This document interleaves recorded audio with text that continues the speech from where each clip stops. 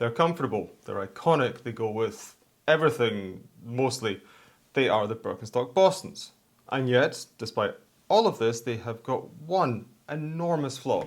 They just do not stay on your feet. So, let's fix that. But before all of this, let's identify why they actually slip. The Bostons have been around since the 70s. It was designed as a clog, and I know this particularly well because I live in Germany.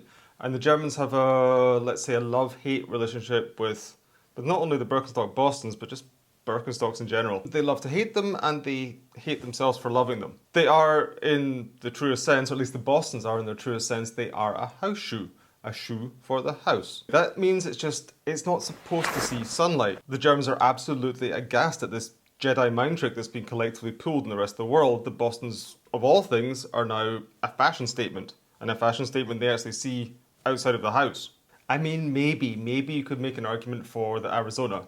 But that's only in the feet of someone who weaves their own clothes out of their own hair. So, like one of those weird bald house cats, these should never leave the living room. What the hell is that? It's a cat. That is not a cat. So why they slip is in equal parts part of the appeal. It's the design, it's the open heel, it's the cork footbed, it's that soft leather upper. It's built for comfort and ease, not permanence on your feet. Right, so there's the reason behind all of this. But if you absolutely insist, and we all do and we all will, so if you absolutely insist on taking these out into the world, let's make it as easy as possible to keep them on your feet. Sizing and fit, it's essential, just like with any shoes. If your heel is floating at the back, they're too big, obviously. And if your heel's pressed tight against the rim or hanging over the back of the rim, they are too small. Again, obviously, why did you do that? That was dumb. You want the heel to be neatly hugged up against the heel cup. Supported, but not squashed. And if you've got, let's say, slightly narrower feet like me, get the narrow fit version. They make your feet look slightly less duck-like. And they sit better, they look better, they are better. Just even if you've got wide feet, get the narrow feet version. Also, you're going to have to remember this. The leather, the suede, whatever they're made out of, it stretches. So buy them snug, not roomy. Here's my old pair versus my new pair. It's a pretty big difference. That leather is going to give over time. Next, the buckle. You see this thing right here? This isn't decoration. Most people wear the Bostons in a sort of slip-on mode because, yeah, it's easy and that's their genius. But that strap is the actual one piece of engineering on these things that are going to keep them on your foot. Even tightening up one hole and suddenly you've got grip again. And the strap itself is going to stretch too. It's also leather or that weird plastic stuff. So you might have to readjust after a few wears. That's totally normal. Right. Socks. Barefoot in Bostons is a trap. It's one of these things. It's like you can do it, but you really shouldn't do it. And all of the things that I can think of as an example of that is going to not make this video suitable to go up online. So anyway, you can wear them barefoot, but you really shouldn't. And if it sounds like somebody's masturbating behind you, it might actually be somebody masturbating behind you. And if so, I hope you're not wearing Bostons because you can't run away. So, I hope for your sake it's just someone raw dogging a pair of Bostons. You can get away with bare feet in, let's say, a pair of Arizonas with the above mentioned caveat, or a pair of Gizas if you are Aaron Levine. But in either of those cases, you cannot get away with it in a pair of Bostons. That suede footbed and that closed upper, it turns into a grimy, slimy slip and slide. Plus, it smells of cat pee. It's not a cat! Wool or cotton socks, they are going to be your best friends here. They give natural traction, they stop the mushy sound. And bonus, you can show a bit of flair. Patterned socks, chunky knitted socks, whatever you're into. It's all part of that look. In fact, just fuck it, go with the capital smiley socks. The next step, pun intended, is breaking them in.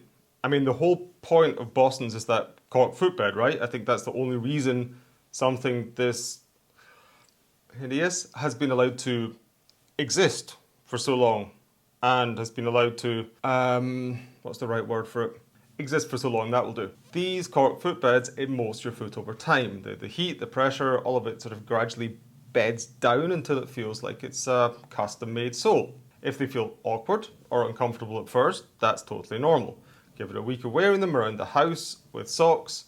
The cork softens, the upper relaxes, and suddenly they feel like they're made for you and are going to stick to your feet much better. Now we're going to talk about some alternatives. I don't know why the Bostons have taken off as the fashion side of Birkenstock, Well, these ones have been relegated to the last bastion of chefs and nurses working at old folks' homes. And I'm also going to start off this section with a little piece of advice, probably the best piece of advice that my mother ever gave me. Never wear footwear that you cannot run away in. It's an interesting philosophy, but honestly, she is right. So yes, if you love that idea of the Bostons, but actually want to walk around without the constant fear of losing them, or there is somebody behind you masturbating and you'd quite like to be able to run away, here are the options. Birkenstock London is basically, or it is the Boston, but with the back. Same footbed, same vibe, but you can actually run for a bus, or the guy. Or the Birkenstock Tokyo. This is the one with the ankle strap. It's this one has blown up slightly lately because of the bear thing. And honestly, if you wear them right, you'd barely notice the back anyway. So yeah, I did just go for either of these two, seriously.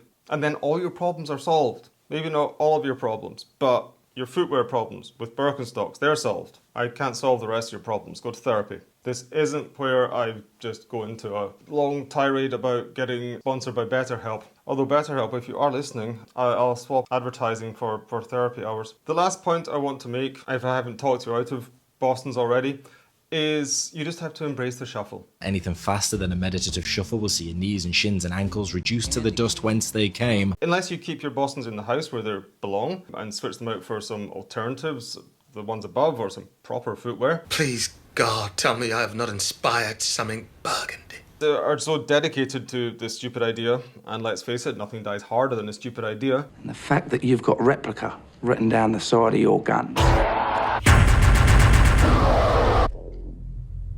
Then by all means, embrace that shuffle. Cuddle with it, cushle with it. The shuffle walk is kind of part of the charm. You strengthen your toes because you're gripping all the time to try and keep them on your feet. Every step I take, my toes feel like Gandalf in the Mines of Moria, just hanging in there for dear life. You've got the funky socks, but all of this, it makes you move slower. You get calmer. It's that Birkenstock lifestyle. You take up knitting with your own hair. It is comfortable. It is slightly ridiculous. It is deeply committed.